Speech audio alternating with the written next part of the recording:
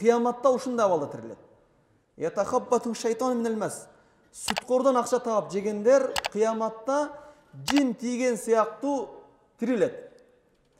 Бардык адамдар кабырларынан тирилген убакта ажбу занап деп адамдын ушул арктын омурткасында бир сөөк калат, чиребеген, ошолдон куду дарак өсүп чыккандай шыр адамдын куду ушундай турку бойдо тирилет.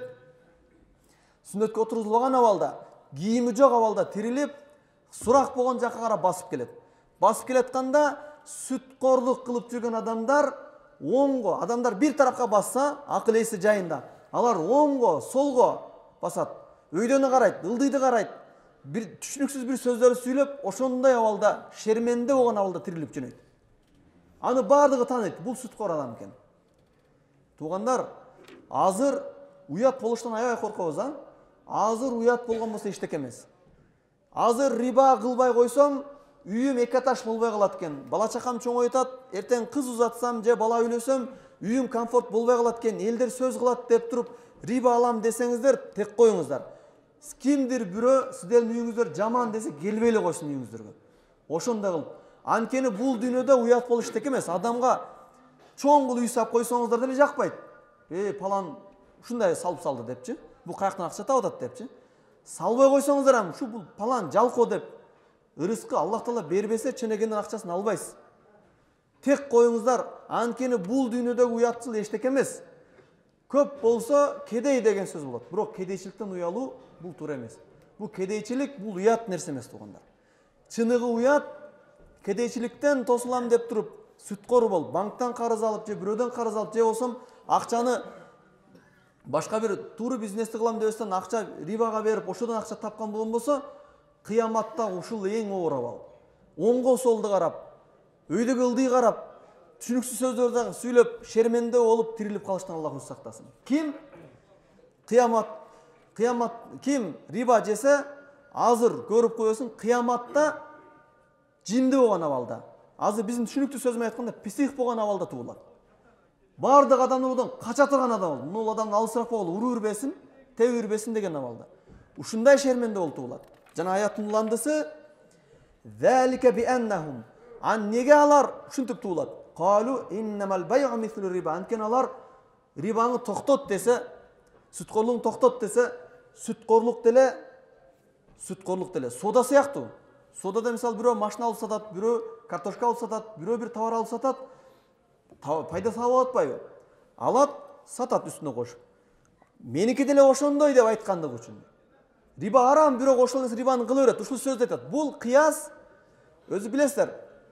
Шариаттан өкүм чыгат, бир өкүм турат, экинчи бир өкүм аят хадисте келген эмес. Экөөнү окшоштуруп туруп, адал же арам деп айтат.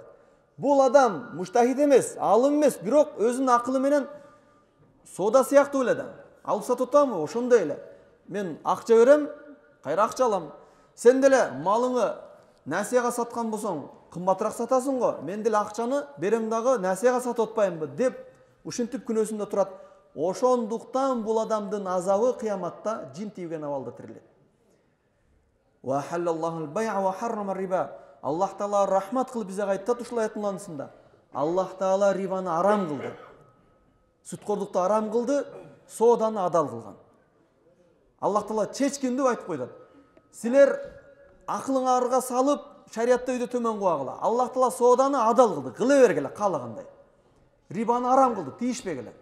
Анткени бардык нерсе Аллахтыкы. Аллах Таала каалаганын тыят, каалаганын буйрут. Фаалул лима юрид. Аллах Таала каалаганын кылат. Биз каалаганыбызды кыла албайбыз. Биз Аллах Таала каалаганын биз аткарышыбыз керек. Антип сода сыяктуу эле, неге содага уруксат берип атат дагы, сүткорго уруксат бербейт дебегиле деп Аллах Таала кескиндүү түрдө айтып атат. Ахаллаллахул бай'a ва харрама риба. Аллах Таала соданы адал кылды, сүткорлукту арам кылды. Сүткорлукту арам кылды деген тыюу салды, кылбагыла деди. Фаман жа'аху мау'идатун мин раббихи фантаха фалаху ма салафа ва амруху илаллах.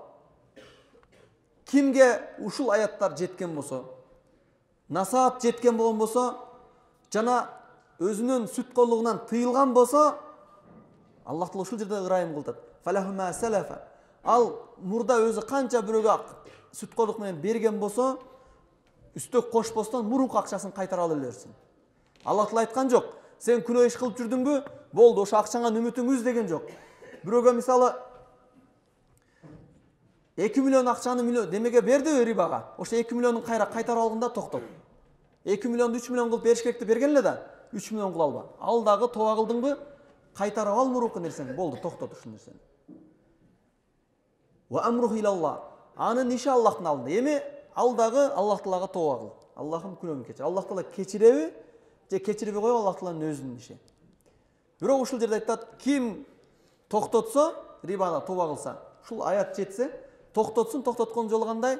Мындан ары риба кылбайм деп ниет кылыш керек, күнөөнү ташташ керек, Аллахтан жалбарып кечирим сураш керек.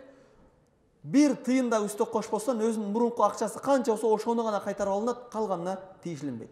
Бирок ушул жерде дагы бир сөз, азыр көптөгөн адамдардын арасында таркап келип атат. Бул мужтахид эмес адамдар мужтахид боло түшкөн жеринде. Азыр биз карта иштетебиз. Айрыкча биздин туугандар Россияда иштешет. Картага акча койсом, өзүнчө кошулуп калат. Ушунуку не болот десе, коркпостон кошулуп калган аласын садака кыла бересиң, калганы сеники деп. Бул аят риба арам болгондон кийин, мурун жахилия учурунда арам эмес, адал деп жүргөн. Уруксат берген мурунку рибадагы акчаңарды кайтарып алгыла дагы өзүнүн акчасын. Ашканын калтыргыла. Эгер алар кафир адамдар болсо, мушрик адамдар болсо, алып туруп башка бирөөгө берип саласыңар, өзүңөр бала чакаңардын рызкыңарга кошпогула деген тарыз болгон. А бирок азыр риба тууралуу, сүткөрлүк тууралуу бардык аят хадис жеткен. Мен картага акча салайын, туруп турат, кошулуп калса, онун акчасын бияка кошом десе болбой калат. Ал куду нажас нерсени, адамдын нажас болгон нерсесин колу менен кармап туруп, эми сууап кел, суу менен жууп коем деген сыяктуу үчүн. Андан көрө ошо нажасты кармабай эле койсун, жуубай эле койсун. Анткени жуугандан кийин деле жыты калат, чекесинде жаман нерсеси калат. Ошол нажасты кармады деген ат калат. Андан көрө тек коюш керек. Кантип акча сакташ керек? Акча сакташтын Кудайга шүгүр жолу бар. Сөзсүз картада сакташтын кереги жок. Эгер перевод карта аркылуу келет экен да десе, бул баягы кыла албайган адам ишиде. Өткөндө бир адам ушинтип айтат. Арга жок, азыр заман өнүгүп атат. Биз деле замандын адамыбыз. Картаны аябай түшүнөбүз. Бизге акча карта менен түшүнөт. Карта менен келсе акчаны чыгарып кой, болду. Кошулбайт, тыйын кошулбайт. Себеби бир күн, 2 күнгө кошулбайт. Чыгарып кой, башка жака оборотко киргизип кой. Акча сразу дагы шыр келип калат экен. Келип калса, чыгарып кой дагы өзүң ишенген валютага коюп кой, наличка кылып берип кой. Азыркы күндө арамдан сакталыш үчүн кичине кыйналып коюш керек алчы. Ушул эстепте туруп турасың, башым оорубай турасың дей турган болсо, бул күнөөгө кошулуп калмак. Банкка коюп койгон болсо кошулат экен. Койбо банкка, алып келип туруп үйгө коюп кой. Үйгө койсоң, рекеттер уруп келдиң. Рекеттер берип койсо, мына өзүң ишенген соодагерлерге берип кой, пайдаланып турсун. Азыр ушундай адамдар бар, мисалы өзүң ишенген валютчиктери бар, бир соодада жүргөндөр бар. Акчаларын аманатка тапшырат, иштете бер, мен сураган убакта бересиң. Берип ошентип эле иштеп жүрүшөт адамдар. Ошентип эле иштегиле риба кошпостон. Сөзсүз акчаны банкта гана сакташым керек экен деп кыйналыштын кереги жок. Анткени заман Кудайга шүгүр тынчылык. Мурункудай дагы кооптуу заманда жашап атабыз. Кыскасы арамдан сакталыш керек. Бир сөз менен айтканда, бир жерге акча койгон болсоң, акча кошулуп калса, ол жагы арам болот, ошол жерге акча койбош керек. Пайгамбарыбыз саллаллаху алейхи вассалам айткан: "Рибал жахилия мавдуун." О, жахилият кезиндеги риба бардыгы кайтарылды, алынды. Аввал риба, эң биринчи риба алынган. Бул рибал Аббас. Өзүнүн абасы Аббастын рибасы. Пайгамбарыбыздын абасы Аббас бул бирөөлөргө акча берип иштейт экен, үстөк кош. Эң биринчи пайгамбардын абасынын акчалары токтотулду дейт. Берилген акчаларды өз акчасына кайтарылды, үстөк акчасы алынбады деп. Бул илгерки доордогу ошол ислам келип, ушул риба аяты түшкөндөн кийин тосулуп атат. Эми азыр кимдин чөнтөгүндө акча турса, Аббас болбоңуздар, бар. Салам акчасын, үстөгүн акчасын эми мечитке берип салам, башкага берип салам деп. Мечитти дагы булган атырам болуп калат. Ошондуктан бул ташталынат. Анан дагы бир нерсе, пайгамбар саллаллаху алейхи ва саллям айтат, эң биринчи риба авам Аббастын кылган рибасы болчу. Ошол нерсе артка кайтарылды депчи. Риба жакын туугандардан кайтарылат. Жана дагы аяттын уландысы: "Фаман ада Кимде ким сүткорлугуна кайра кайткан болсо,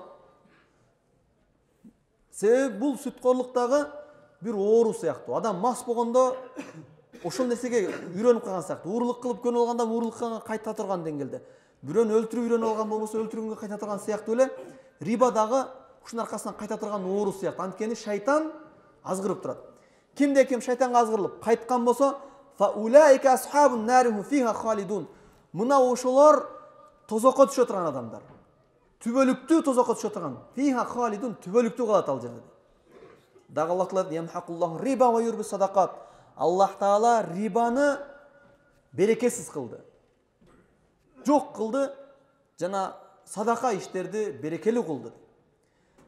Ямхакуллаху риба деген, рибаны берекесиз кылды деген, ким риба менен иштесе банкрот болот, жок болот. Дагы бир мааниси, эгерде жок болбойт, бирок акча чөнтөгүндө турат, бирок өзү да иштете албайт, балдары дагы иштете албайт. Не деп коет? Бизче бакыл болуп калат. Риба менен иштеген адамдар бакыл болуп калат. Эл сыяктуу жашай албайт, эл сыяктуу кийим кие албайт, эл сыяктуу жей албайт, акчасын көбөйтөм деп жүрүп өтүп кетишет. Аны биз жашоодо көрүп эле атабыз.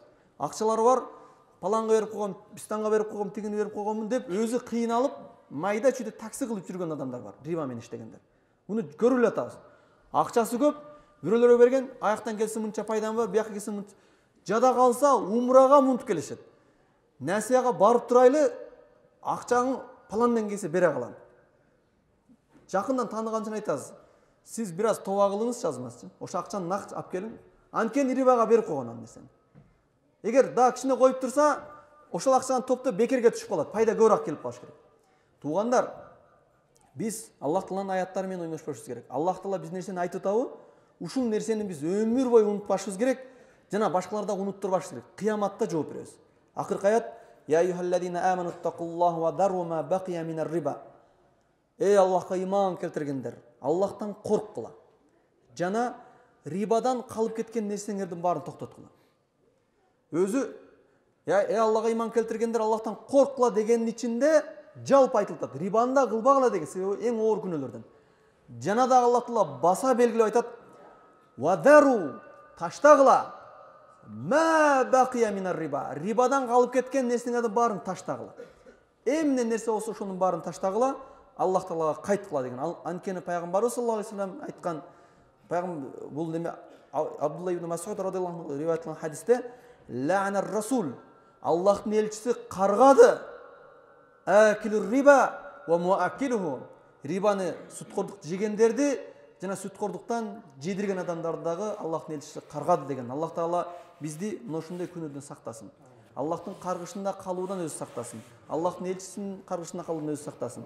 Жана сүткорлукка аткарып алып, Аллахка каршы душман болуп калуудан өзү сактасын.